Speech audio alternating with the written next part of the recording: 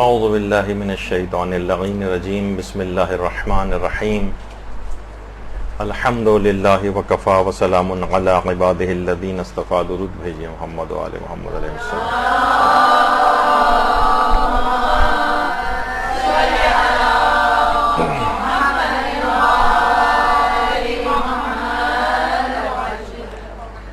فقہ عزاداری کے سلسلے میں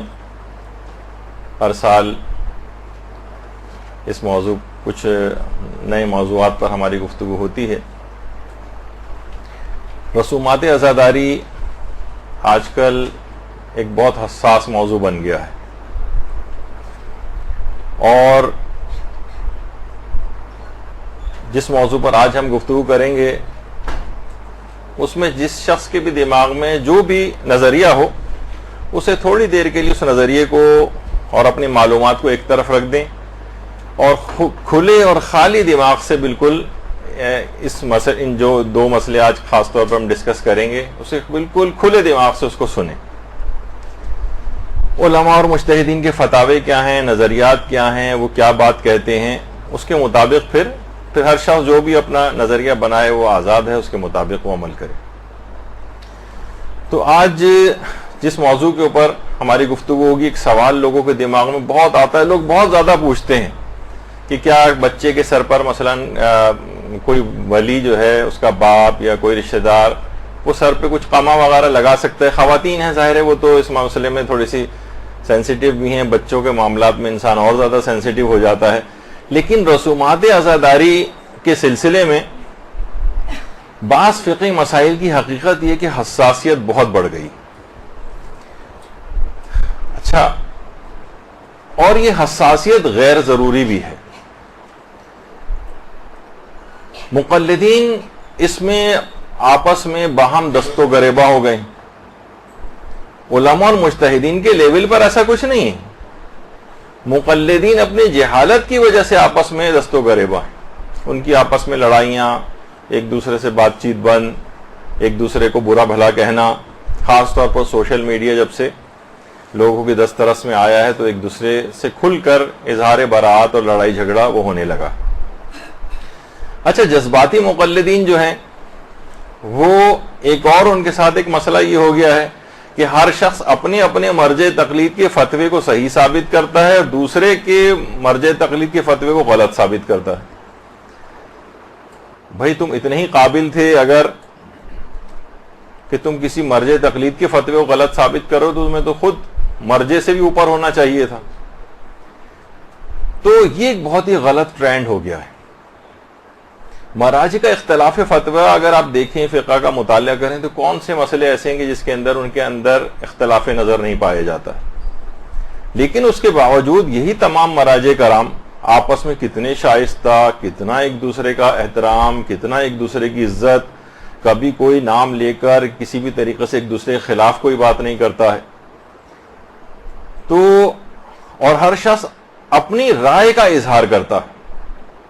لیکن کیونکہ مقلدین حضرات ہیں، آپ نے دیکھا ہوگا نا جو کچے چاول ہوتے ہیں، جب تک چاول کچا ہوتا ہے بہت پتیلی میں سے کتنی شور کی آواز آ رہی ہوتی ہے، اور جب وہ واقعتاً پک جاتا ہے یعنی اس کا دم نکل جاتا ہے تو وہ خاموش ہو جاتا ہے. لیکن اب وہ کھانے کے بھی قابل ہوتا ہے، اس میں سے خوشبو بھی نکلنے لگتی. لیکن جب تک یہ کچا رہتا ہے شور بہت مچاتا ہے. تو اسی طریقے سے یہی تمام چیزیں ہمارے اس کے اندر بھی پائی جاتی ہیں کہ بہت سے مقلدین انہی کچے چاولوں کی طرح سے. پھر ایک مسئلہ یہ ہو گیا ہے کہ احادیث کی جانچ اور پرکھ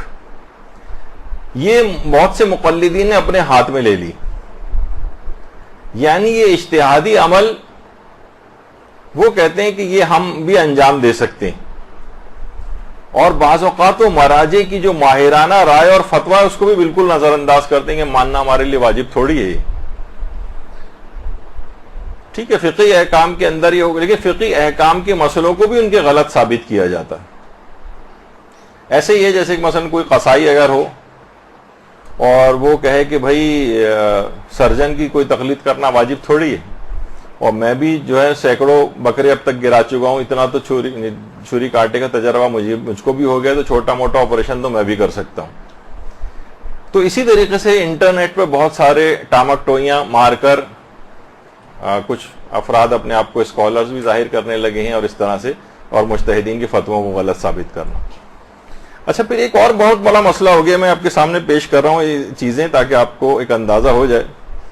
کہ اس مسئلے میں کتنی حساسیت ہو گئی ہے, کہ فتاوے کی مخالفت میں بہت سخت تند اور تیز الفاظ استعمال کیے جاتے ہیں اور بہت گندی زبان کا استعمال مجتہدین کے خلاف ہونے لگا, یعنی اس حد تک ہونے لگا ہے یعنی کہ اب باقاعدہ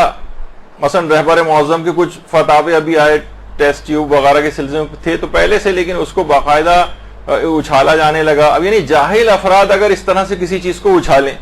بتائیے دیکھیے کہ یہ کتنا غلط مسئلہ ہے اور کتنا یہ حرام چیز ہے, استغفر اللہ اور توبہ توبہ. اور بہت سے کچھ چینل ایسے ہیں جو کھولے گئے ہیں اور پاکستان سے باہر چلتے ہیں, اس میں باقاعدہ ان کے فتوے کو غلط ثابت کرنے کے لیے جو اب وہ افراد کے جو تقلید وغیرہ کے بھی خلاف ہیں ان کو بٹھا کر ان کے فتووں کے اوپر اعتراضات اور گندے الفاظ ان کے لیے کہے جا رہے ہیں. تو یہ تمام چیزیں دیکھیے کیا ہیں, چاہے اب رہبر کے فتوے کے اوپر یہ والی چیزیں اعتراضات ہوں جو اور یا دیگر علماء اور مراجع اور مجتہدین کے فتاوے پر, تقریباً دونوں ایک ہی طرح کی بات ہو جاتی ہیں. تو یہ ایک بہت ہونے لگا, اور بعض مراسم کے لیے بہت ہی ہارش اور سخت الفاظ استعمال کرنا کہ جناب یہ تو وحشیانہ پن ہے اور یہ جو جنگلی پن ہے اور یہ ظلم اور بربریت ہے اور یہ تو داعشیت ہے اور یہ کون سا اسلام ہے اور یہ کون سی شیعت ہے, اس طرح سے کر کے بہت ساری چیزوں کو پیش کیا جاتا ہے, جبکہ ایک بڑی تعداد مجتہدین کے فتووں کے مطابق وہ چیز ہوتی. تو انسان ہر کوئی اپنے مرجع تقلید کے فتوے کے مطابق عمل کرے اور دوسرے کے اوپر طعن و تشنیع نہ کرے. اس سے ہمیشہ خلفشار پیدا ہوگا, اس سے ہمیشہ اختلاف پیدا ہوگا, جھگڑے پیدا ہوں گے, آپس کے تعلقات خراب ہوں گے. مجتہدین جو عوام شیعہ ہے ان کا آپس میں اتحاد جو ہے وہ ختم ہوگا, مومنین باہم دست و غریباں آپس کے اندر ہوں گے اور فائدہ دشمن کو ہوگا. تو دونوں طرف سے دیکھیے کچھ افراط اور تفرید, اور زیادہ تر میں نے یہ دیکھا کہ فتاوی مجتہدین سے لا علمی جس کی بنا پر یہ چیز ہوتی. مثلا اس کے اندر سے ایک یہ بھی آتا ہے, نابالغ بچہ مثلا اگر خود زنجیر یا قمع لگائے. اچھا میں اتنا تھوڑا سا بتا دوں, آپ میں سے اکثر خواتین نہیں ہیں, پچھلے سالوں میں شاید 2 سال پہلے زنجیر اور قمع زنی کے مسئلے میں جو مجتہدین کے فتاوے جو تھے وہ ہم نے سارے پیش کیے تھے یہاں پر, اور تقریباً وہ 5.5 گھنٹے کا درس تھا. اس میں تفصیل کے ساتھ اس کو بیان کر دیا, تو وہ تو ہم دوبارہ نہیں لا رہے. اس میں یہ والا پوائنٹ کی تفصیل نہیں آ سکی تھی کیونکہ پہلے ہی اتنا زیادہ ہو گیا تھا کہ کیا بچے, یعنی یہ فقہی حکم ہے نا, بہت سے لوگ ابھی بھی کہتے ہیں کہ کیا ہم بچے کے سر پہ قمع لگائیں. بہت سے لوگ نظر بھی مانتے ہیں اس کی کہ میرے ہاں بچہ پیدا اگر ہوگا تو میں اس کے سر پہ جو ہے مثلا قمع لگاؤں گا, یا عورتیں بھی بعض اوقات یہ نظر مانتی ہیں. تو اس کا فقہی حکم کیا ہے؟ تو اب ایک فقہی حکم کے طور پر سنیں, آپ کے سامنے فتوے بیان ہوں گے, پھر جو جس کا مقلد ہے اس کے مطابق عمل کرے. اچھا ایک تو یہ تھا ابھی کہ ممیز بچہ جو ہے خود زنجیر یا قمع لگائے. نابالغ ممیز یعنی سمجھدار جو ہوتا ہے 13 سال کا 14 سال کا یا بھی 15 سال مکمل نہیں ہوئے ہیں کہ وہ بالغ ہو, تو وہ اگر کر رہا ہے تو دیکھیے اس کے اوپر تو کوئی تکلیف شرعی نہیں ہے. یہ تو سب مجتہدین, یعنی اگر وہ کوئی اس پہ کوئی شرعی حکم آتا نہیں ہے. نابالغ اگر کوئی, کیا آپ یہ کہیں گے نابالغ کے لیے کام کرنا حرام ہے؟ نابالغ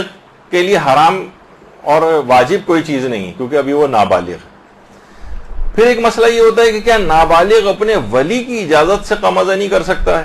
اپنے سر پہ قمع لگا سکتا ہے؟ یا ایک مسئلہ یہ ہوتا ہے کہ کیا ولی اپنے بچے کے سر پہ لگا سکتا ہے؟ یہ ایک مسئلہ لوگ اکثر بہم پوچھتے ہیں.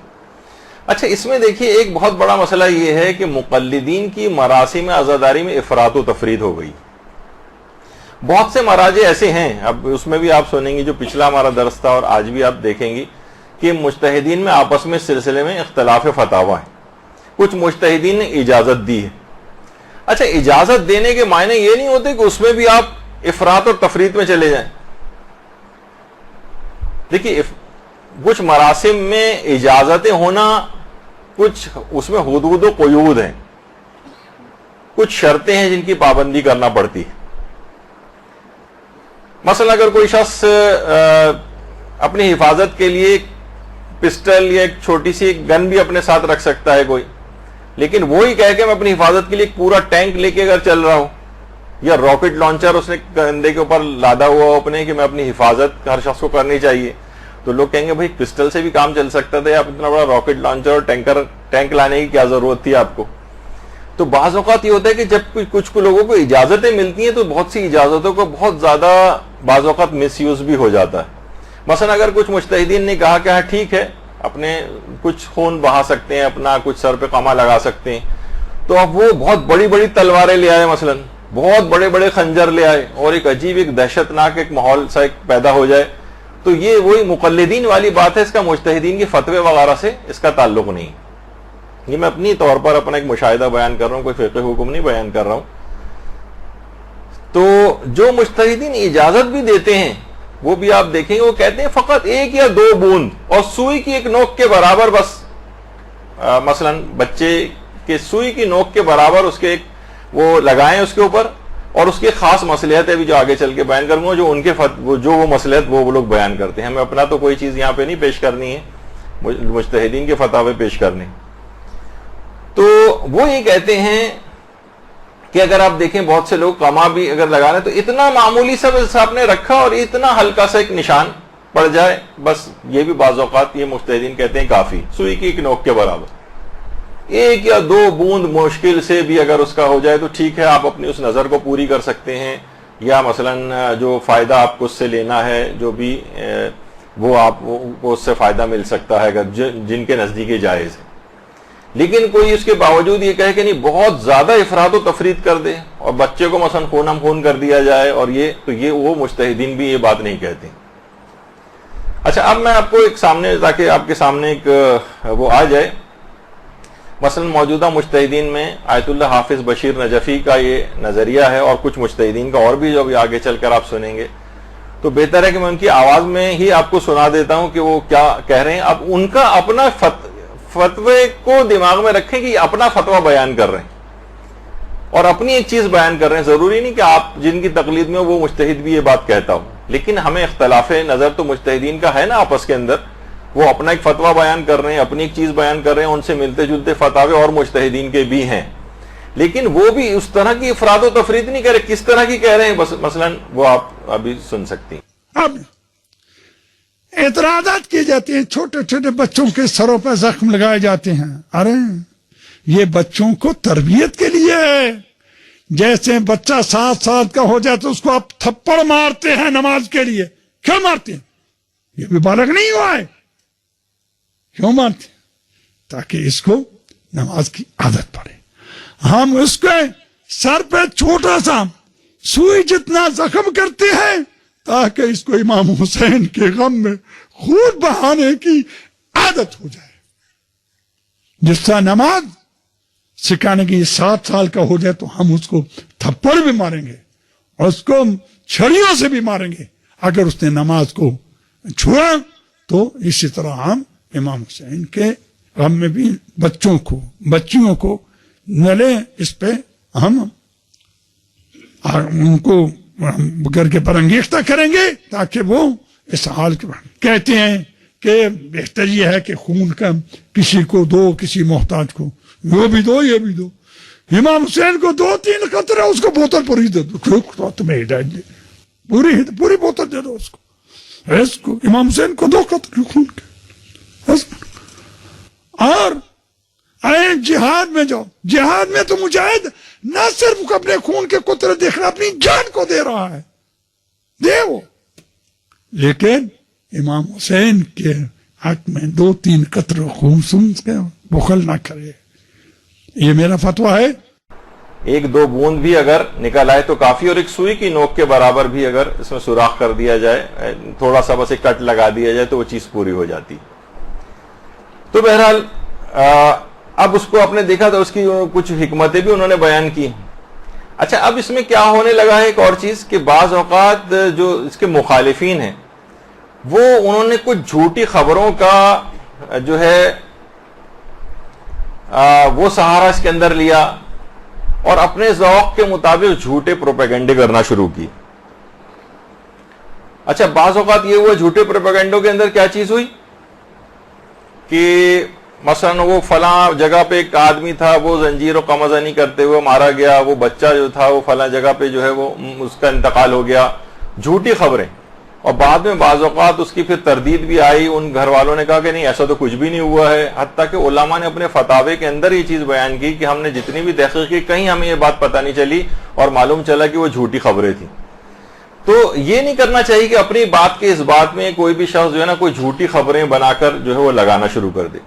یا بعض اوقات فوٹو شاپ کا استعمال جو ہے وہ اس کے اندر ہونے لگتا ہے کہ کوئی نہیں ہے لیکن زبردستی ایک فوٹو شاپ کے ذریعے مثلا اس کے خون بہتا ہوا دکھا رہے ہیں, یا خون کو بہت برائٹ کر دیا گیا ہے, کسی کم جگہ پہ تھا تو پورے چہرے اور جسم کے اوپر پھیلا دیا تاکہ اس چیز کے متعلق اینٹی بات کہنے میں آسانی ہو. تو بہرحال یہ ایک چیز ہے کہ اس میں جھوٹ اور غلط بیانی یا فوٹو شاپ یا پروپیگنڈا اس طریقے سے کرنا وہ ٹھیک نہیں ہے. دونوں طرف کے لحاظ سے میں بات کر رہا ہوں, جو حمایت میں ہے ان کی ان لوگوں کے لیے بھی, جو اس کی مخالفت میں ہے ان لوگوں کے لیے بھی, کہ جو صحیح اور ویسی بات ہو, مجتہد کا جو فتویٰ ہو اور جو چیز صحیح ہو بس وہ کریں, اس میں کسی جھوٹ اور غلط بیانی وغیرہ کرنے سے انسان ہر صورت میں بچے. دیکھیے آفٹر آل بہرحال یہ ایک جذباتی مسئلہ نہیں ہے, ایک فقہی حکم ہے اور اس کو ہمیشہ فقہی بنیادوں پر ہی سمجھنا چاہیے, فقہی بنیادوں پر. بعض اوقات دیکھیے یہ ہوتا ہے کہ چند افراد کے فعل کو بہانہ بنا کر تمام مراسم اعضاء کے اوپر اعتراض کرنا شروع کر دیا جاتا ہے. مثلا دیکھیے کسی ایک آدمی کا فعل ہے بند کمرے کے اندر, اسے کیا کرتے ہیں آج کل دیکھیے ویڈیوز کو وائرل کرنے کا شوق لوگوں کے دماغ میں آ گیا ہے. کیا کرتے ہیں کہ مثلا کہیں سے بھی ایک آ جاتی کہ جناب فلاں آدمی دیکھیے کمرے کے اندر یہ دو افراد جو ہیں یہ کانٹے زمین پہ بچھائے ہیں اور کانٹوں کے اوپر لوٹ رہے ہیں کہ ہم یہ ماتم کر رہے ہیں. یہ کسی بھی جگہ کسی معاشرے کے اندر کہیں ایک کا دکا کہیں ہو بند کمرے میں تو ایک الگ بات ہے, لیکن کہیں یہ چیز رسم اعضاء کے طور پر نہیں. لیکن کیا اس کو پیش کیا جائے گا اس کے اوپر سوشل میڈیا پہ اور کہا جائے گا دیکھیے یہ خرافات رسومات عزاداری یہ سب رجبی رسومات عزاداری یہ سب بکواس ہیں اور ان پہ کسی پہ عمل نہیں کرنا چاہیے, دیکھیے کیا ہو رہا ہے. اچھا اب آپ کو پتہ نہیں کہ کون بنا رہا ہے, وہ تمام افراد جو بند کمرے میں جنہوں نے بنائی ہے ویڈیو اس کے بعد وہ ریلیز کر رہے ہیں, ان کے مقاصد کیا ہیں, اور سب دھڑا دھڑ ایک دوسرے کو وائرل کرنا شروع ہو جاتے ہیں اور پوری دنیا کے اندر بھی غیروں کے ہتھے وہ لگتی ہیں وہ ویڈیوز, اور وہ آپ کے خلاف مزید پروپیگنڈا کرتے ہیں. آپ یہ سوچ رہے ہوتے ہیں کہ دیکھیے میں تو ہر آدمی کو آگاہ کر رہا ہوں, آگاہ نہیں ہو رہا, وہ ایک چیز شیعت میں پائی نہیں جاتی اور یہ اتہام اور تہمت لگائی جاتی کہ شیعہ یہ والی چیز کر رہے ہیں. تو اس فعل کو بہانہ بنایا جاتا ہے بعض اوقات. مثلا کسی جگہ کہا گیا کہ جناب وہ شیشہ توڑ کے اس کے بچھا کے زمین پر اس کے اوپر لوگ چل رہے ہیں. یہ کسی بھی جگہ کہیں آپ نے ایک آدمی مجھے بتا دیں جس نے کس رسم اعضاء کو کہیں ہوتے دیکھا ہو. یہ باقاعدہ اس طرح کے ویڈیوز خاص طور پر بنوائی جاتی ہیں یا بنائی جاتی ہیں, پھر اس کو وائرل کیا جاتا ہے اور اس کے اندر نادانستہ طور پر بھی کچھ اس طرح کے احمق افراد ہوتے ہیں جو ان چیزوں کو وائرل کرنے میں کام کرتے ہیں, بس ایک دوسرے کو فوراً شوق میں یہاں سے وہاں بھیج رہے ہیں. آپ کو نہیں پتا ایک جھوٹ کو پھیلانے میں آپ خود بھی ایک پارٹ بن رہے ہیں اس کا, جبکہ علماء کتنا زیادہ منع کرتے ہیں کہ اس طرح کی کسی بات کو سوشل میڈیا کے اوپر پھیلایا نہ جائے کہ وہ آپ کے خلاف استعمال ہوگی. اسی طرح سے بعض ذاکرین کے غلط افکار کی ویڈیوز کو وائرل کیا جاتا ہے. دیکھیے یہ بھی بہت غلط ہے. اس سے کیا ہوتا ہے شیعت کا ایک مذاق بن جاتا ہے. ابھی آپ نے دیکھا کہ پچھلے دنوں کچھ ویڈیوز اس طرح کی وائرل ہوئیں تو ایک ایسا مذاق سا بن گیا کہ اس پہ جوکس بننے لگے, اس پہ مذاق بننے لگے, اس کو یعنی عزاداری اور غم امام حسین کم ہو گیا,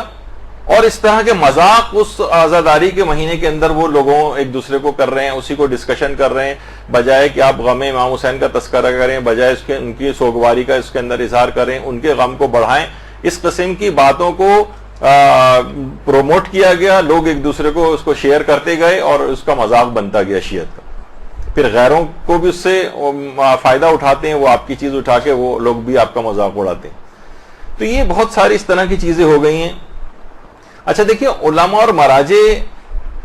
منع کرتے ہیں دین کا کام کبھی بھی احمقانہ انداز میں نہیں کرنا چاہیے. مثلا لوگ کہتے ہیں بھائی دیکھیے فلاں آدمی نے ایک کتاب لکھی ہے, فلاں مقرر نے تقریر کی, ہمارے مجتہدین اس کا جواب کیوں نہیں دیتے. یہ بات یاد رکھ لیجئے کہ ان افراد کو جو اس قسم کی باتیں پھیلاتے ہیں, چند ذاکرین کے اندر کچھ ایسے چیزوں کو وہ فروغ دیا جاتا ہے مثلا آپ نے دیکھا ہوگا ابھی ظاہر ہے کہ وہ ایک ویڈیو وائرل ہوئی تھی جس کے اندر مردے کے زندہ ہونے کا تذکرہ تھا، تو اس سے کیا لوگوں نے بہانہ بنایا، یعنی اس کو وائرل کیا گیا اور اس کے بعد پھر کیا ہوا، اس کو جو شیئر کر رہے تھے اور پھیلا رہے تھے، مذاق اڑایا گیا، معجزات کا انکار کیا گیا. یعنی بجائے کہ اگر بات ہوتی تو بھئی یہ فلاں واقعہ اس مخصوص جگہ کے اوپر پیش آیا تھا یا نہیں آیا تھا، یہ سچا ہے یا نہیں، کیا کس بات کی طرف رخ موڑا گیا اس کا. دیکھیں اس کو پہچانیں کہ معجزات سے کیا یہ افراد حضرت عباس یا دیگر افراد مردوں کو زندہ کر سکتے ہیں یا نہیں کر سکتے. تو لوگوں نے اس کا بھی مذاق اڑانا شروع کر دیا، حالانکہ ائمہ معصومین یا جو اس قسم کے برگزیدہ ہستیاں ہوتی ہیں یہ اللہ کی بارگاہ میں دعا کریں تو مردہ بھی زندہ ہو سکتا ہے.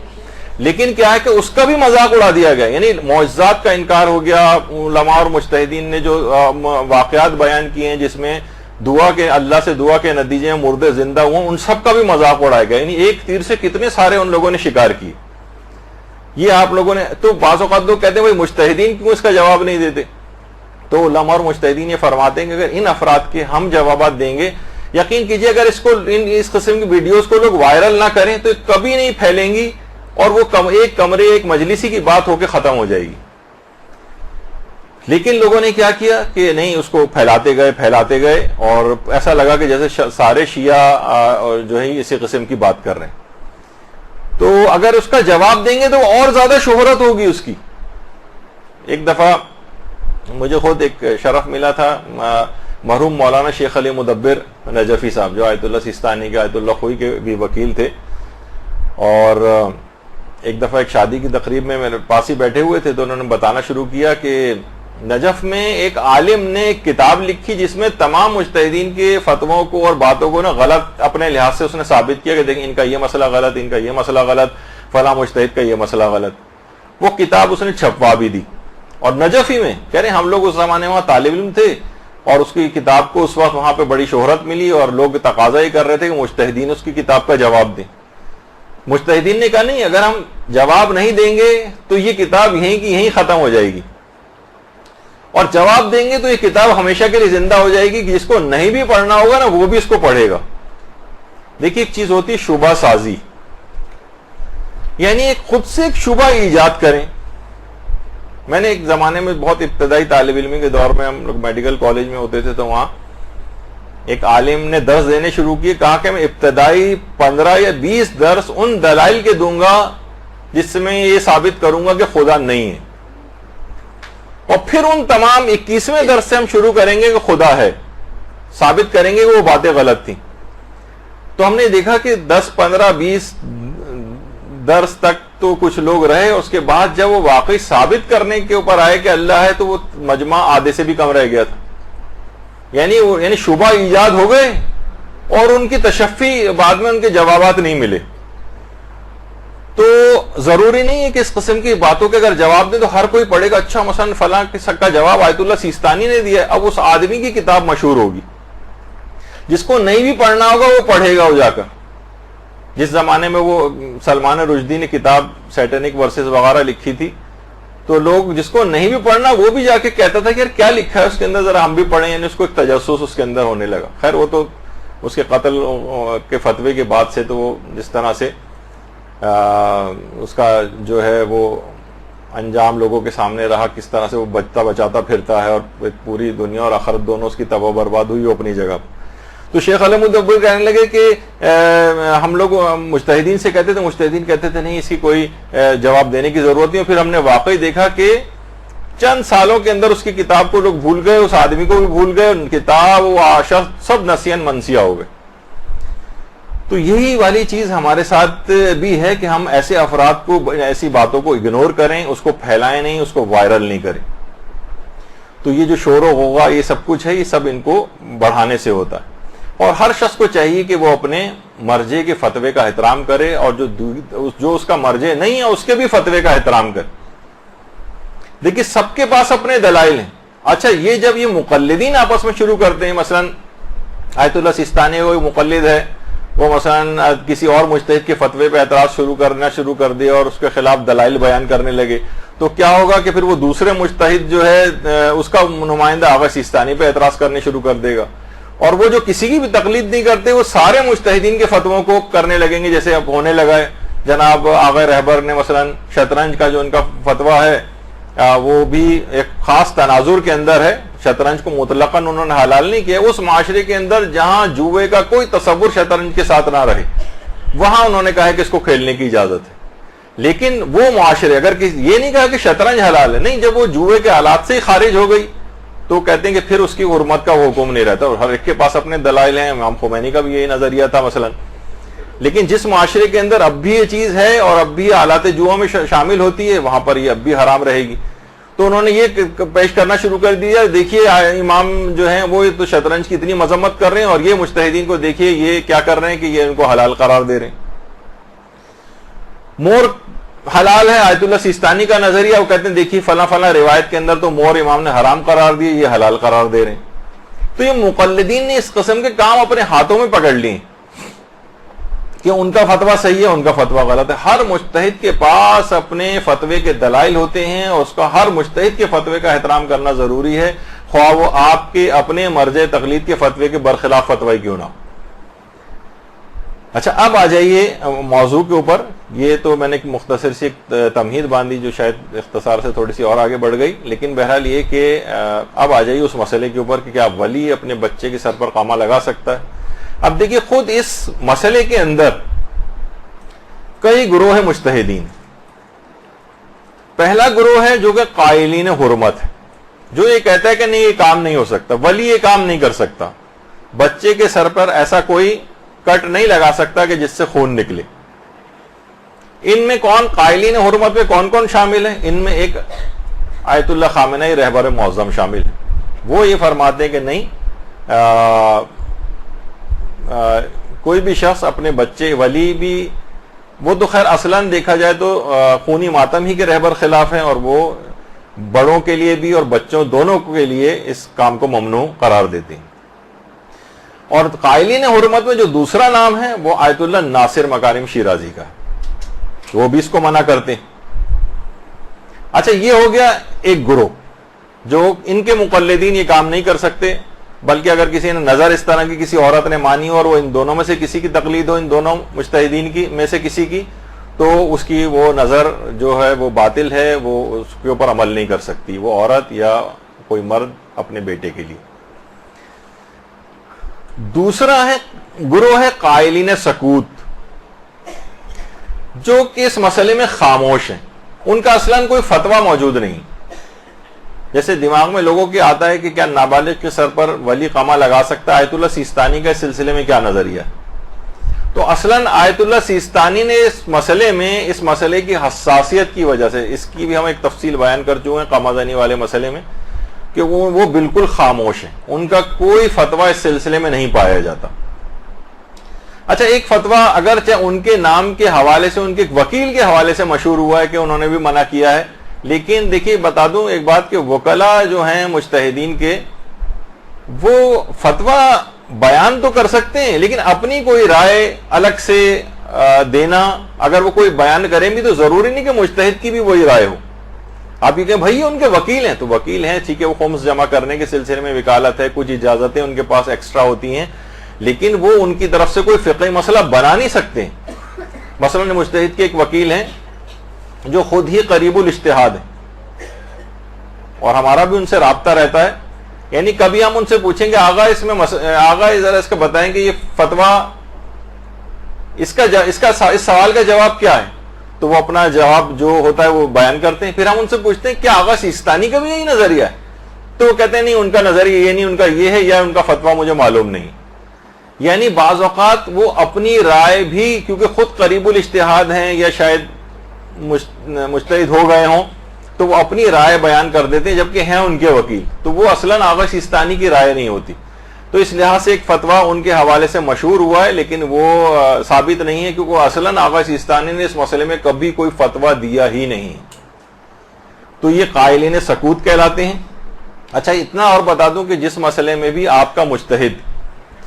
جو ہے وہ خاموشی اختیار کرے اور فتویٰ نہ دے، تو اس مسئلے میں آپ علم میں دوسرے بڑے مجتہد کی بات بھی مان سکتے ہیں۔ آپ خود تحقیق کریں گے مثلا آغا سیستانی کے بعد علم میں دوسرا بڑا مجتہد کون ہے، پھر آپ اس مسئلے میں جس مسئلے میں مجتہد نے خاموشی اختیار کی ہوئی ہے اس میں پھر دوسرا بڑا مجتہد جو ہے اس کی بات بھی مانی جا سکتی. تو اس سلسلے میں یہ دماغ میں رہے. اچھا یہ والا جو مسئلہ ہے تھوڑا سا ذرا ایک ٹیکنیکل بھی ہے. ایک ہوتا ہے کہ خود قما زنی کو حرام سمجھنا, اور ایک اور مسئلہ یہ ہے کہ کیا ولی کے پاس اس قسم کا کوئی اختیار اور اتھارٹی ہوتی ہے, ولی کے پاس کوئی اختیار یا اتھارٹی ہوتی ہے کہ وہ اپنے مصلحت دیکھتے ہوئے, جس میں بچے کی مصلحت ہو, یعنی ایسا نہیں کہ بلا وجہ اس کو پٹائی کرنی ہے, اس بچے کو اذیت پہنچانی ہے تو وہ اس کے جسم پہ کوئی کٹ لگا دے, نہیں, ایسی تو کسی ولی کے پاس, کسی باپ کے پاس یہ اختیار نہیں ہوتا. ہماری پوری تفصیل اس موضوع پہ ہو چکی ہے کہ باپ کب کب بچے کو مثلا مار سکتا ہے اور کب نہیں مار سکتا. مثلا بچہ جو ہے بالفرض بالکل ہی نہ پڑھ رہا ہو,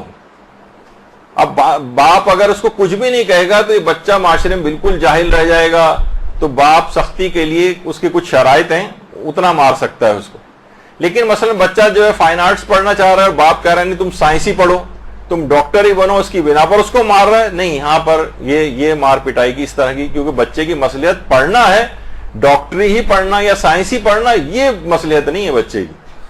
اس پہ مارنے پیٹنے کی اجازت نہیں ملے گی. خیر اس کے الگ تفصیلی مسئلے. تو کچھ علماء یہ کہتے ہیں نہیں, باپ کے پاس یہ والی ولایت ہے ہی نہیں کہ وہ اس طرح کا مار سکے کہ جسم پہ کوئی کٹ لگا سکے اس کے, یا بچے کے جسم سے کوئی خون نکال سکے. وہ چاہے وہ زنجیر اور قمازنی کے خلاف نہ ہو, جیسے کہ آگے چل کر میں اس کی مثال بھی دینے والا ہوں ان مجتہد کی, کہ وہ کہتے ہیں کہ اگرچہ زنجیر و قمازنی جائز ہے لیکن ولی کے پاس یہ والا اختیار نہیں کٹ لگانے کا, تو وہ دوسرے انداز سے اس کو منع کرتے ہیں, لیکن وہ بھی بات آگے چل کر آئے گی. تو کیا اس قسم کی کوئی ولایت باپ کے پاس ہے یا نہیں, یہ خود ایک اختلافی موضوع ہے. کچھ علماء کہتے ہیں کہ ولی کے پاس اتنی اتھارٹی ہے کہ وہ بچے کی مصلحت دیکھتے ہوئے, دینی یا دنیاوی فائدہ دیکھتے ہوئے وہ اس اپنے اختیار کو استعمال کر سکتا ہے. اچھا یہ دو گروہ ہوئے. پہلا گروہ کیا تھا, جو منع کرتا تھا, بالکل حرام قرار دیتا ہے, ان میں دو مراجع مجتہدین کے نام آپ نے سن لیے. دوسرا گروہ خاموش ہے, یعنی جس نے اس میں کوئی فتویٰ نہیں دیا, اس میں آغا سیستانی شامل. اور تیسرا گروہ ہے قائلین جواز, وہ مجتہدین کہ جو کہ اس کو جائز سمجھتے ہیں شرائط کے مطابق, کہ ظاہر ہے کہ بہت زیادہ جسمانی ضرر کوئی واقع نہ ہو. مثلا خود آیت اللہ بہجت. اب اگر کوئی بھی لوگ, ابھی آپ جو نام سنیں گے اتنے بڑے بڑے مجتہدین کے, اگر آپ اس عمل کو اس طور پہ اس کو وائرل کریں گے کہ دیکھیے کیا وحشیت, کیا بربریت, کیا فلاں چیز, یہ سب کچھ ہو رہی ہے اور یہ کس قسم کے غلط فتوے دیے جا رہے ہیں, تو گویا آپ اب آیت اللہ بہجت کے بھی خلاف آپ اب ان تمام, میں سیریز پیش کر رہا ہوں آپ کے سامنے تاکہ ایک دوسرا رخ بھی آپ کے سامنے آ جائے کہ جب آپ اس قسم کی زبان استعمال کرتے ہیں تو اس کی زد میں کتنے مقدس مجتہدین اور علماء آ جاتے ہیں. آیت اللہ بہجت, آیت اللہ بہجت سے باقاعدہ آج بھی ان کی جو آفیشیل ویب سائٹ ہے اس پہ آپ جائیں, جو مرکز تنظیم و نشر آثار حضرت آیت اللہ بہجت کے نام سے بھی ہے, ان کی پوری آفیشیل ویب سائٹ ہے. اس میں احکام عزاداری میں نظر قمازدن بفرزند 1079 مسئلے کا نمبر ہے. اس میں یہی سوال پوچھا گیا ہے آغا بہجت سے کہ ایک شخص نے نظر کی کہ اگر خدا نے مجھ کو اولاد عطا فرمائی یا بیٹا مجھے عطا کیا تو میں ہر سال عاشورے پر اس کے سر پر قمع لگاؤں گا.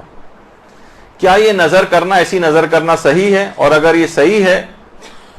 تو اس کی پیدائش کے بعد اپنی اس نظر کو پورا کیا جا سکتا ہے؟ تو آغا آیت اللہ بہجت نے جواب دیا, تا اسر و حرجی نہ باشد بنظرش عمل کند, جب تک کہ شدید کوئی پریشانی کی بات نہ آ جائے, یعنی کوئی شدید مشکل و پریشانی, حرج جسے کہتے ہیں ناقابل تحمل کوئی ایسی بات آ جائے, ایسی اگر کوئی بات نہ ہو تو اس نظر پر عمل کرنا ضروری. مثلا بہت سے پری میچور بچے پیدا ہوتے ہیں, بہت سے ایسے ہوتے ہیں کہ جناب کوئی انفیکشن ان کو نہ ہو جائے, کٹ لگے گا, ہو سکتا ہے کوئی انفیکشن وغیرہ ہو جائے, تو اس موقع پر اس نظر کو پورا نہ کیا جائے گا. لیکن اگر ایسا کوئی مسئلہ مشکل والا نہیں ہے تو اس نظر پر عمل کرنا ضروری. اور علماء یہاں یہ بات بھی فرماتے ہیں کہ اس کا مطلب ہے کہ آیت اللہ بہجت قمع زنی کو بھی جائز سمجھتے تھے, کیونکہ نظر صرف اسی کام کی ہو سکتی ہے کہ جو کہ جائز ہو,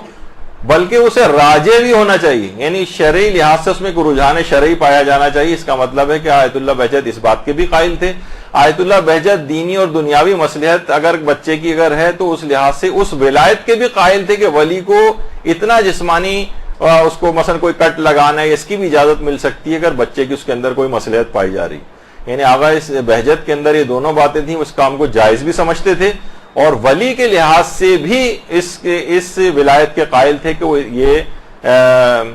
بچے کے جسم پر قامزنی کر سکتا ہے، کیونکہ انہوں نے اپنے فتوے کے اندر باقاعدہ اس کو مینشن کیا۔ اچھا اتنا بات اور بتا دی جائے، ایک اور کتاب ہے ان کی البرہان القاطع، یہ آیت اللہ بہجت کے پوچھے گئے سوالات و جوابات جو ان کے فتاوے تھے اس پر مشتمل ایک کتاب ہے، اور عجوبۃ المسائل الشامیہ کے نام سے بھی ہے یہ، اور اس کے اندر انہوں نے عقائد کے سلسلے میں اور فقہی احکام جو ہیں وہ اس کے سوالوں کے جواب دیے، اور یہ ان کے اپنے ادارے نے یہ کتاب چھاپی، اور آیت اللہ بہجت کی اپنی زندگی میں یہ کتاب چھپی تھی۔ دیکھیے آیت اللہ بہجت کے حوالے سے ان کی سے باتیں جو چیز پیش کی جاتی ہیں ان میں بہت ساری باتیں غیر معتبر بھی ہیں، یعنی پھیلائی گئی ہیں کہ آیت اللہ بہجت نے کہا جبکہ اس کا کوئی ویسا ریفرنس نہیں ہوتا۔ بعض اوقات اتنی زیادہ وہ چیز اس کے اوپر موجود ہوتی ہے کہ مثلا ہم بیان کرنے والے یا تحقیق کرنے والے بھی بہت سارے اور جو افراد ہیں وہ بھی دھوکہ کھا جاتے ہیں۔ مثلا ایک دفعہ ایک درس ہوا تھا، میں اس کا بھی بیان کر دوں کہ مثلا میں نے خود ہی کسی درس میں بیان کیا تھا کہ آیت اللہ بہجت کے قرآن جو ان کے زیر استعمال تھا اس کے حاشیے میں فلاں جملہ لکھا ہوا تھا، امام زمانہ کے لحاظ سے ایک بات اس کے اندر کی گئی تھی۔ درود بھیجیے محمد علیہ محمد۔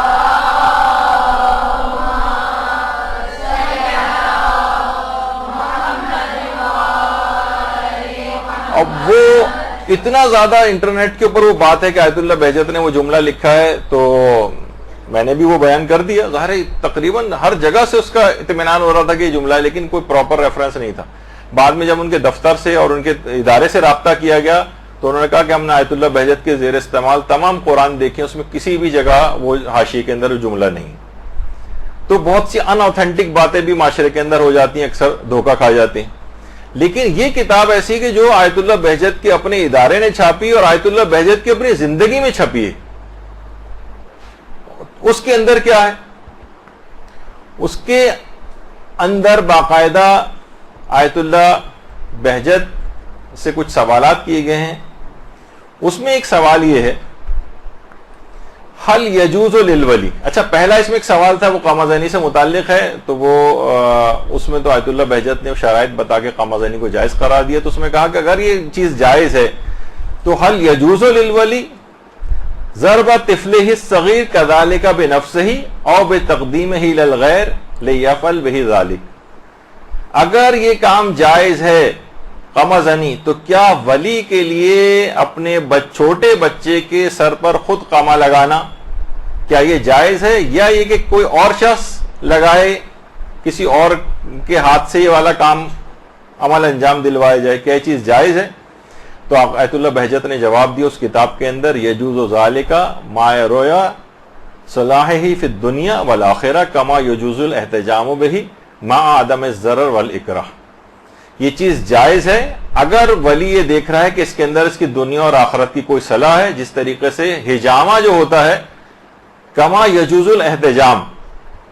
یعنی جس طریقے سے حجامہ وہ کپنگ وغیرہ جو آج کل ایک طریقہ ہے نا حجامہ جس میں خون نکالا جاتا ہے، بس یہ ہے کہ کوئی بچے کو کوئی نقصان نہیں ہونا چاہیے، یعنی ہو سکتا ہے کہ آپ نے اتنا زیادہ اس کا خون نکال دیا، غلط کوئی چیز طریقے سے نکال دیا، زنگ آلود مثلا چھری تھی، اس سے کوئی نقصان نہیں ہونا چاہیے اس کو، تو پھر انہوں نے کہا کہ اس طریقے سے حجامہ جائز ہے، اسی طریقے سے دنیا اور آخرت کی کوئی صلاح ہو تو یہ بھی جائز ہے۔ اچھا اسی طریقے سے مثلا آیت اللہ حافظ بشیر نجفی، تو آیت اللہ بہجت بھی اس کو جائز سمجھتے ہیں اور آیت اللہ حافظ بشیر بھی اس کو جائز سمجھتے ہیں۔ تو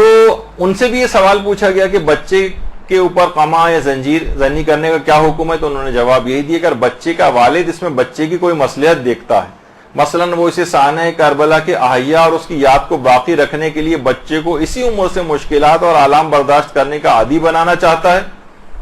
اور اس میں قما زنی اور زنجیر زنی کی شرائط جائز ہونے کی موجود ہو، تو اس میں کوئی حرج نہیں، اور وہ جائز ہونے کی جو شرطیں ہیں وہ 3-4 ہیں، وہ اس کے تحت بھی آیت اللہ بشیر جو ہے وہ جائز سمجھتے ہیں۔ تو انہوں نے کہا کہ اگر کوئی مصلحت وہ اس میں دیکھتا ہے کہ بچے کو ابھی سے مشکلات کا عادی بنایا جا سکے، تو اس لحاظ سے آیت اللہ بشیر نجفی بچے کے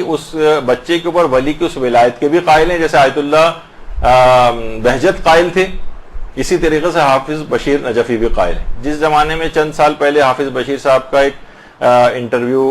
ٹائپ کا آیا تھا جس میں انہوں نے جائز قرار دیا تھا، تو بہت سارے اہل علم افراد نے بھی ان پر یہ اعتراض کیا کہ یہ تو بالکل نئی بات لے کے آئے ہیں، ولی کے پاس تو یہ والا اختیار اور اتھارٹی ہوتا ہی نہیں کہ بچے کے جسم پہ کوئی کٹ لگا سکے، جبکہ ان کی نگاہ میں شاید دیگر مراجع کے فتاوے نہیں تھے، کتنی بڑی تعداد علماء کی ہے، ایک خاص تعداد کے جو کہ اس کام کو جائز سمجھتی ہے اور ولی کے پاس اس اتھارٹی کی قائل ہے۔ تو بہرحال انہوں نے، اور وہ کہتے ہیں زیادہ نہیں، صرف ایک انہوں نے اپنے وہ تقریر آپ اگر ان کی سنیں تو اس کے اندر ہے کہ ایک سوئی کی نوک کے برابر آپ اس کو بس ایک کٹ لگائیں، 1-2 بوند بھی نکل آئے تو کافی ہے کہ بچہ، تاکہ دیکھیے بہت سی چیزیں ہمارے ہاں ذرا بہت سینسیٹیو بھی ہیں، جیسے میں نے ایک دفعہ کہا بھی تھا کہ ایکیوپنکچر کا جو ایک طریقہ علاج ہے ہمارے ہاں، تو کتنا لوگ اس سے ڈرتے ہیں کہ جسم میں اتنی ساری سوئیاں لگی ہوئی ہیں، ایک سوئی سے بچہ، سب سے زیادہ بچہ کو جو ڈرایا جاتا ہے دیکھیے تو وہ اللہ بابے سے ڈرایا جاتا ہے یا ڈاکٹر صاحب سے ڈرایا جاتا ہے۔ ہمارے پاس بھی کبھی کوئی رشتہ دار بچے وغیرہ لے کے آتے ہیں تو وہ شرارت کر رہا ہوتا ہے تو کہیں گے خبردار خاموش ہو جاؤ نا ڈاکٹر صاحب ابھی انجیکشن لگا دیں گے آپ، یعنی اس کو انجیکشن سے اتنا خوف دلایا گیا ہے کہ وہ ڈاکٹر کی شکل دیکھتے ہی بعض اوقات ہم حیران ہوں گے، بچے تو آپ کہیں پہ بھی لے جائیں، لیکن بعض اوقات کلینک میں آتے ہی بچہ ڈاکٹر کی شکل دیکھتے ہی ایسا رونے لگتا ہے کہ جیسے پتہ نہیں کیا ہو گیا اس کے ساتھ، اتنا ڈرایا گیا اس کو۔ تو بعض اوقات معمولی سا 1-2 ڈراپ بھی نکل آئے ہمارے ہاں تو اس کو بہت خطرناک چیز سمجھا جاتا ہے، جبکہ اسکن ذرا سی کٹ لگتا ہے اس کے اندر عام طور پر بھی آپ دیکھتے ہیں کہ اس میں سے 1-2 بوند قطرے جو ہے وہ نکل آتے ہیں۔ تو بہت سی چیزیں بہت زیادہ سینسیشنلائز اور وہ بھی ہو گئی ہیں اور اس میں بہت حساسیت پیدا ہو گئی۔ تو آیت اللہ حافظ بشیر نجفی کا بھی یہ نظریہ ہے، وہ چند شرائط کے ساتھ اس کو جائز بھی سمجھتے ہیں اور بچے پر باپ کی اس ولایت کے بھی قائل ہیں۔ اچھا، پھر اس کے بعد کہ 1-2 بوند بھی اگر ہو جائے تو بس کافی ہے اور اس سے وہ مقصد حاصل ہو جاتا ہے۔ اچھا، اس میں پیچھے کچھ دلائل بھی ہیں بھی آگے چل کر۔ تیسری اور شخصیت جو موجودہ زندہ مجتہدین میں ہے، آیت اللہ صادق روحانی۔ آیت اللہ صادق روحانی نے اپنی کتاب جو قربان الشہادہ، قربان الشہادہ، اس کے اندر 20 مسئلے کو لکھا ہے۔ اس میں پہلا مسئلہ تو یہ کہا، ضمناً ایک اور بھی انہوں نے چیز بیان کر دوں کہ بہت سارے افراد یہ کہ جن کے نزدیک جائز بھی ہے زنجیر و قما زنی، لیکن ان کی مثلا والدین اگر انہیں منع کر رہے ہیں اور ان کو اذیت ہو رہی ہے ان کے اس عمل سے، تو ان سے پوچھا بھی گیا کہ اگرچہ یعنی ان کے فتوے میں جائز تھا، لیکن اگر کوئی شخص کرنا چاہے زنجیر و قما زنی کرنا اور لیکن اس کی والدہ اس کو منع کر رہی ہوں، تو انہوں نے جواب دیا کہ اگر وہ کر رہی ہوں، اگر وہ شخص کر رہا ہو زنجیر و قما زنی اور اس کے کرنے سے اس کی والدہ کو اذیت پہنچ رہی ہو، تو پھر اس کے لیے جائز نہیں ہوگا، اس کے لیے حرام ہو جائے گا، کیونکہ والدین کو اذیت پہنچانے بچانا یہ حرام ہے اور اس حرام سے بچنا واجب ہے۔ تو وہ ایک الگ مسئلہ ہے کہ بعض اوقات اس طرح سے بھی جائز ہونے کے باوجود چیز حرام ہو جاتی ہے۔ پھر اس کے بعد اگلا سوال کیا گیا ان سے، یہ اور زیادہ واضح، ان سے یہ پوچھا گیا کہ حل للاب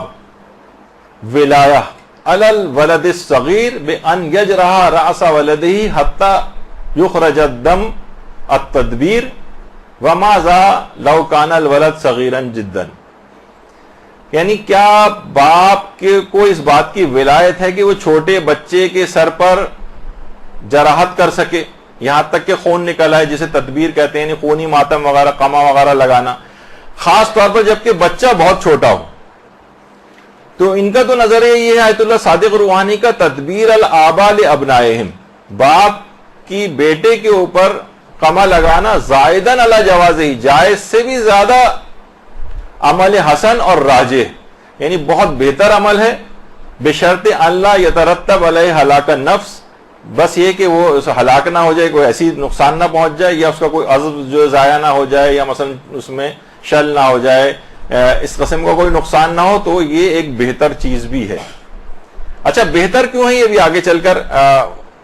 دیگر مجتہدین کے فتوے میں بھی بات بیان ہوئی، اور دوسرا فتویٰ بھی ان کا اسی سلسلے میں، وہ کہتے ہیں کہ یہ جائز ہے۔ تو اگر آپ کہیں کہ نہیں ایک چیز بالکل حرام ہے اور سب مجتہدین کو اس کا اپلائی کر دیں، تو اس تمام مجتہدین کے فتوے کا استخفاف ہو جائے گا۔ آپ نے دیکھا کہ آیت اللہ بہجت بھی اس ولایت کے قائل تھے اور اس کام کو بھی جائز سمجھتے تھے، آیت اللہ حافظ بشیر بھی جائز سمجھتے ہیں اور ولی اس سلسلے میں اس کی ولایت کے قائل بھی ہیں، آیت اللہ صادق روحانی بھی اس کو جائز سمجھتے ہیں اور باپ کی اس سلسلے میں ولایت کے قائل ہیں۔ اچھا اسی طریقے سے آیت اللہ سعید الحکیم، آیت اللہ سعید الحکیم بھی موجودہ زندہ مجتہدین مراجع نجف میں سے ایک ہیں، اور وہ بھی اس سلسلے میں وہ کیا فرماتے ہیں، ان کی کتاب ہے فتاوی کی، جس میں جو سوال و جواب ہے جس میں، اور اس میں 1026 ان کی کتاب کا جو سوال نمبر ہے، اس میں بھی ان سے یہ بات پوچھی کہ حل للاب ولایت علی الولد الصغیر بان یجرح راس ولدہ حتی خروج الدم التدبیر فی الیوم العاشر من المحرم وما ذا لو کان الولد صغیرا جدا واذا کان ذلک غیر جائز افیدونا بالدلیل۔ یعنی ان سے پوچھا گیا کہ بچہ اگر بہت چھوٹا ہے تو کیا باپ اس کے سر پر 10 محرم کے روز کمال جو ہے وہ لگا سکتا ہے،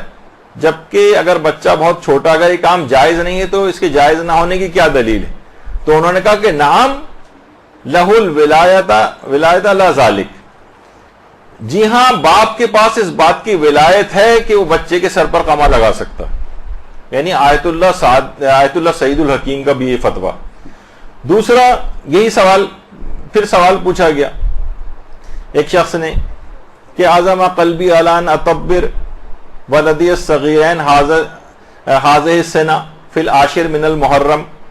یعنی پورا بہرحال مسئلہ یہ بنے گا کہ میرا ارادہ یہ تھا کہ میں بچے کے سر پہ جو ہے اپنے بچوں کے سر پہ قمع لگاؤں 10 محرم کے روز، تاکہ ان کی تربیت ہو جائے شاعر حسینیہ کے لیے، اور بہرحال الحمدللہ میں نے اپنے اس ارادے کو پورا کیا، بچوں کو کوئی نقصان بھی نہیں پہنچا، تو کہیں مجھے دیت تو نہیں دینی پڑے گی؟ دیکھیں کسی کو اگر آپ مثلا جسمانی نقصان پہنچائیں تو اس کے اوپر دیت دینا واجب ہو جاتی جسم سے اگر خون نکالیں۔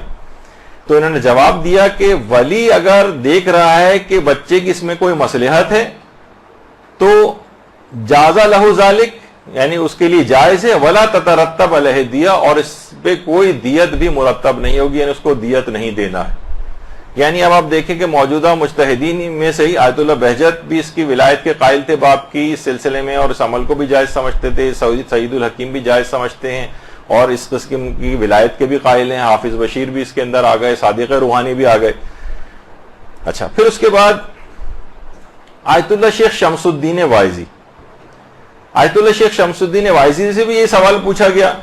تو انہوں نے بھی اس سلسلے میں بس یہ کہا کہ کسی شخص کی نگرانی میں بچے سے قمع زنی کروائی جا سکتی بشرط سے کوئی نقصان نہ پہنچے، اور وہ نگران بھی اس کام کے لیے ولی سے اجازت لے۔ اس کا مطلب ولی کے پاس، ان کے فتوے میں بھی اس بات کی یعنی اس بات کی انہوں نے فتویٰ دیا ہے کہ ولی کے پاس یہ والی اتھارٹی بھی ہے کہ وہ بچے کے سر پر قمع لگا سکتا۔ اچھا اب یہ دیکھیے سب آپ نے کھلے دل کے ساتھ بس علماء اور مجتہدین کے فتاوے سنے، تاکہ آپ کبھی بھی، میں یہ چاہ رہا ہوں کہ کبھی بھی دوسرے ہمارے مجتہد کے خلاف بھی کیوں نہ ہو، تب بھی ہم اس کے فتوے کا احترام کریں کہ نہیں ایک مجتہد اور مرجع کا فتویٰ ہے، ہم اس کے خلاف زبان استعمال کریں گے، اس کو برا بھلا کہیں گے تو مجتہدین کے فتاووں کا استخفاف ہوگا، یعنی ان کے معاشرے کے اندر وقت اور ویلیو گر جائے گی، حتیٰ کہ ہمارے اپنے مجتہد کی ویلیو گر جائے گی جن کا ہم دفاع کر رہے ہیں۔ تو نتیجہ کیا ہوگا کہ لوگوں میں آپس میں وہ ہوگا، آپ ان کے مجتہد کو برا کہیں گے، وہ پلٹ کے آپ کے مجتہد کو برا کہے گا، اور آپس میں اختلاف اور انتشار ہوگا۔ تو آیت اللہ شمس الدین وائزی بھی یہ کہتے ہیں۔ اچھا اسی طریقے سے آیت اللہ شیخ محمد سند، یہ بھی زندہ مجتہدین میں سے، باقاعدہ ان کے انٹرنیٹ پہ کتنے درس خارج وغیرہ بھی ہوتے ہیں، ان سے بھی یہ والا سوال پوچھا گیا کہ کیا باپ جو ہے وہ قمع زنی کر سکتا ہے چھوٹے بچے پر، اور خاص طور پہ جو بچہ ہے بالکل دودھ پیتا بچہ ہو اگر، تو کیا باپ کے پاس اس قسم کی کوئی ولایت ہوتی ہے؟ تو انہوں نے کہا کہ روایات کے اندر حجامہ کا استحباب نص کے ذریعے ثابت ہے، یعنی بالکل صحیح اور معتبر روایتیں حجامہ کی. حجامہ یعنی جسم سے خون نکالنا، فاسد خون وغیرہ نکالنا. وہ کہہ رہے ہیں اس کا ہم کئی مرتبہ اس سلسلے میں فتاوے بھی دے چکے ہیں. اچھا دیکھیے حجامے کا ایک چیز اور اب آپ کو بتا دی جائے کہ حجامہ آپ کو پتا ہے کہ آج کل کپنگ وغیرہ ایک طریقہ علاج بہت مشہور ہوا ہے، آج کل جگہ جگہ اس کے کلینکس بھی کھلنے لگے ہیں، لیکن یہ تو بہت پرانا ایک اس زمانے میں، اب تو خیر ذرا انسٹرومنٹ ذرا ماڈرن ٹائپ کے ہو گئے ہیں. پہلے تو جونکوں کے ذریعے حجامہ ہوتا تھا، لیچس لگواتے تھے جسم پر. خود روایت میں کہ ہمارے چھٹے امام جونکے جو ہے وہ لگوایا کرتے تھے.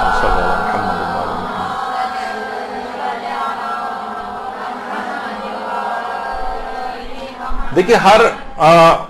حجامہ یعنی جسم سے خون نکالنا، علماء نے کہا ہے کہ یہ بالکل ایک ویسا طریقہ ہے جو کہ پیغمبر سے بھی ثابت ہے، معصومین سے بھی ثابت ہے، اور اس سلسلے میں معتبر روایتیں آئی ہیں. پہلے ظاہر ہے جس زمانے میں سب آلات ایجاد نہیں ہوتے تو جونکوں کا استعمال کیا جاتا تھا. اب جو ہے اس کے لیے الگ کپنگ کے انسٹرومنٹس باقاعدہ جو ہیں وہ آ گئے. اچھا تو اب باقاعدہ آیت اللہ سیستانی سے بھی، اگر آپ ان کی استفتاحی آیت اللہ سیستانی کی آفیشیل سائٹ ہے اس پہ اگر آپ جائیں، جو سوال و جواب کا سیکشن ہے اس میں الحجامہ، تو ان سے پوچھا گیا آیت اللہ سیستانی سے حجامہ کے متعلق آپ کیا کہتے ہیں. تو آیت اللہ سیستانی نے جواب میں لکھا ہے کہ بہت ساری روایات معتبرہ کے اندر، یعنی معتبر روایتوں کے اندر یہ بات آئی ہے کہ پیغمبر اور ائمہ معصومین اس طریقہ علاج کو استعمال کرتے تھے، اس طریقہ علاج کو اختیار کرتے تھے. تو معتبر روایتوں کے اندر یہ بات آئی ہے. تو یہی علماء نے بھی اس سلسلے میں جو باقاعدہ کہا ہے. شیخ محمد سند نے، تو میں نے وہ فتویٰ اس میں بھی نہیں دکھا سکا، لیکن اسی فتوے کے ضمن میں نیچے انہوں نے پھر ثابت بھی کیا ہے اس کو، شیخ محمد سند نے، کہ باقاعدہ محمد ابن یعقوب کلینی نے اصول کافی کے اندر اس روایت کو لکھا ہے. سفیان ابن السمت اس کی ایک روایت ہے اور وہ معتبر روایت ہے کہ جو ہمارے چھٹے امام امام جعفر صادق علیہ الصلوۃ والسلام نے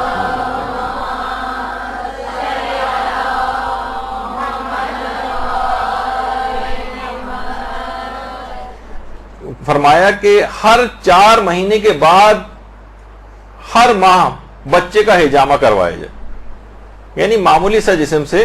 خون نکالنا. پھر اس کے بہت سارے فوائد بیان کیے گئے ہیں کہ جسم سے اس طرح کا فاسد خون نکلتا ہے، بچے کے کیا کیا اس میں اس کو فوائد حاصل ہوتے ہیں. شیخ صدوق نے ملا یحذر الفقی میں تو بہت سے علماء نے حجامہ سے دلیل بنائی ہے اس کو کہ کیونکہ حجامہ جسم سے خون نکالنا اور سر پہ حجامہ کرنا خود چھوٹے بچے تک کے لیے ایک معتبر روایت کے اندر یہ بات موجود ہے کہ امام نے فرمایا بچہ جب 4 مہینے کا ہو جائے تو ہر مہینے اس کے بعد اس کا حجامہ کروایا جائے، یہ اس کی صحت یابی کے لیے ضروری ہے. تو اب ٹھیک ہے وہ چیز اتنی زیادہ رائج نہیں رہی ہے، لیکن ایک زمانے میں تھا. بہرحال انہوں نے جو اس کے طور پر ان کا میں نظریہ بیان کر رہا ہوں. تو اس کے علاوہ آیت اللہ صادق روحانی سے بھی باقاعدہ سوال پوچھا گیا، تو اس میں بھی انہوں نے باقاعدہ جو اس کو حجامے کی قسم قرار دیا ہے، تدبیر کو، یعنی جو خونی ماتم ہوتا ہے، کہتے ہیں کہ اس سے مثلا اس نیت سے بھی اگر کوئی شخص کرے کہ میرے جسم سے فاسد خون نکل جائیں، اس کے فوائد حاصل ہوتے ہیں. تو میں ان علماء کے نظریات آپ کے سامنے سب پیش کرتا جا رہا ہوں کہ یہ اس طرح سے اس کے پیچھے علمی بنیادیں اور روایات ہیں کہ جس پہ انہوں نے یہ فتاوے دی ہیں. اچھا اسی طرح سے باقاعدہ علماء سے پوچھا گیا کہ کیا باقاعدہ یہ جو تدبیر ہے حجامہ مستحبہ کی اس کے اندر شمار ہوتی ہے؟ تو انہوں نے جواب دی کہ جی ہاں شمار ہوتی ہے. اچھا اب دیکھیے اگر آپ کہیں کسی بھی چیز کو فوٹو شاپ کے ذریعے اگر آپ کو بہت خطرناک کوئی چیز ثابت کرنی ہے، مثلا آج سے 50-60 نوجوان اس کام پہ لگا دیے جائیں کہ بچوں کے جو کان چھیدے جاتے ہیں، اور اس وقت جب کان چھیدے جا رہے ہوتے ہیں ان لڑکیوں کے تو اس وقت جو ان کی شکلوں کی کیفیت ہوتی ہے، جو خون ٹپک رہا ہوتا ہے یا مثلا کوئی بھی اس طرح سے چیزیں، تو کتنی ان کو تکلیف ہو رہی ہوتی ہے، بچوں کے اوپر کتنا ظلم کیا جا رہا ہے. کوئی کان چھیدنے کو اس طرح سے ضروری تو نہیں ہے، کوئی اور طریقے کا، کوئی یہ نہیں کہ یعنی کان باقاعدہ اس انداز سے کہ جس کے اندر بندہ ڈالنا ویسے الگ سے ضروری ہو، کوئی اس طرح کی تبلیغ کرنا شروع کر دے. ویسے اتنا اور بتا دوں کہ بچے کی پیدائش کے جو مستحبات ہیں اس میں ایک ہے کان میں سوراخ کرنا، بلکہ دونوں کانوں میں سوراخ کرنا، دائیں کان میں نیچے کی طرف لو میں اور بائیں کان میں اوپر والی جو حصہ کان کا ہوتا ہے وہاں پر سوراخ کرنا. کتنے علماء نے مثلا اس چیز کو لکھا. لیکن اگر اس کو فوٹو شاپ کر کے ان کے تاثرات وغیرہ لے کے بچوں کے مثلاً کہ جناب ان کو کتنی تکلیف ہو رہی ہے، آپ خواتین تمام اس مرحلے سے بچپن میں گزری ہوں گی، تو کیوں بچوں کے اوپر اتنا ظلم کیا جائے اور ایک پوری مہم بنائی جائے، تو اس سلسلے میں بڑی تبلیغ ہو سکتی ہے، اور ایک اس میں فوٹو شاپ کا اور اضافہ کر دیا جائے تو خون میں لت پت چیزیں بھی جو ہیں وہ بہت برائٹ کر کے دکھائی جا سکتی ہیں. حتیٰ کہ بچوں کی جو ہجامہ اور کپنگ آج کل ہو رہی ہے بچوں کی، اچھا میں اتنا اور بتا دوں، ابھی علماء کے فتوے بھی آئیں گے. ہجامہ کے لیے آپ کہیں گے یہ تو بیماریوں کے علاج کے لیے ضروری ہوتا ہے، جیسے سرجری کے اندر بھی خون نکلتا ہے. نہیں، ہجامہ میں بیماری بھی ہونا ضروری نہیں، صرف یہ کہ صحت مند رہنے کے لیے بھی انسان ہجامہ بہت رائج ہے. یعنی آدمی صحت مند رہے، جسم سے اس کے فاسد خون نکلتا رہے، تو بچوں کے لیے بھی اس لحاظ سے یعنی کوئی بیماری نہیں ہے. لیکن مثلا لوگ بچوں کا اب اس کو اگر کوئی کہے کہ جناب دیکھیں بچوں کو اتنا خون نکالا جا رہا ہے، بچوں کو کتنی تکلیف جو ہے اس سلسلے میں ہو رہی ہوگی، اور ایک خوفناک اور دہشتناک ایک فضا اس کے اندر پیدا کی جائے، تو یہ بھی ایک حرام چیز ہو جائے گی. جبکہ روایات معتبرہ کے اندر اس طریقہ کار کو معصومین کے استعمال کرنے کا طریقہ کار جو ہے وہ بیان ہوا ہے. تو بہرحال اب دیکھیے یہاں پر پھر وہی بات ہو جائے گی کہ جو قائلین حرمت ہیں وہ تو آپ نے دیکھ لیا کہ رہبر اور ان کے اور آیت اللہ ناصر مکارم و مقلدین وہ اپنے بچوں کو نہ اس کی اجازت دے سکتے ہیں، نہ خود کامی والا کر سکتے ہیں. لیکن اس کے بعد اتنی بڑی تعداد ایسی ہے علماء کی جس میں آیت اللہ بہجت ہیں، مثلا آیت اللہ صادق روحانی ہیں، اور آیت اللہ سعید الحکیم ہیں، اور آیت اللہ حافظ بشیر نجفی ہیں، اور اس کے علاوہ آیت اللہ جمیل حمود عاملی. انہوں نے تو باقاعدہ اس میں پورا اس میں روایات بھی لکھی ہیں ہجامہ کے سلسلے میں کہ تدبیر کا الحجامہ، یہ ہجامہ ہی کی ایک قسم ہے، اور اس میں پیغمبر اور حتیٰ کہ چھوٹے بچوں تک کے ہجامے کے لیے جو روایات آئی ہیں، اور اس میں انہوں نے یہ بھی کہا ہے کہ ضروری نہیں کہ بچہ جو ہے بیماری ہو، بلکہ صحت مند شخص کے لیے، چھوٹا بڑا عورت مرد سب کے لیے اس کے اندر اس کی جو معتبر روایتیں آئی ہیں اس کا استحباب ثابت. اس طرح آیت اللہ شیخ شمس الدین واعظی ان کا بھی یہی فتویٰ ہے. اس کے علاوہ آیت اللہ شیخ محمد سند کا بھی یہی فتویٰ ہے. تو آپ نے دیکھا کتنے مقدس علماء اور بزرگ علماء اس میں شامل ہیں.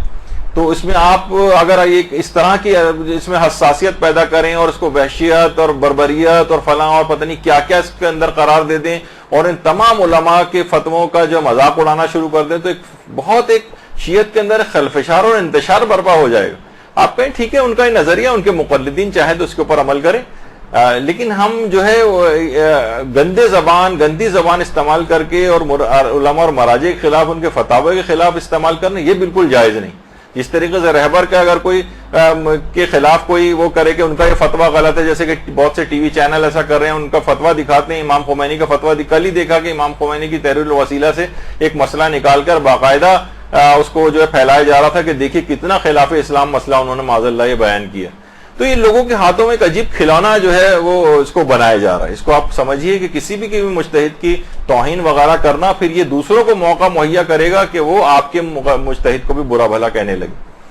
اچھا، اتنا جو لوگ اس کو انجام دیتے ہیں وہ کہتے ہیں کہ ہم اس کی اس یاد کے طور پر بھی مواسات کے عنوان سے یہ کام کرتے ہیں کہ وہ ششمہا جو شہید ہو گیا تھا اس کی شہادت اور مظلومیت کا پوری دنیا کو پتہ چلے کہ اس نے کس طریقے سے زخمی ہو کر امام کے ہاتھوں میں دم توڑا تھا. تو ہم چھوٹے بچوں کو جو قمع لگاتے ہیں کہ اب کچھ خون نکالتے ہیں تو ایک مواسات اور ہمدردی کے جذبات کا ایک اظہار ہوتا ہے. یہ خود ایک الگ ایک ٹاپک ہے کہ مواسات کے اندر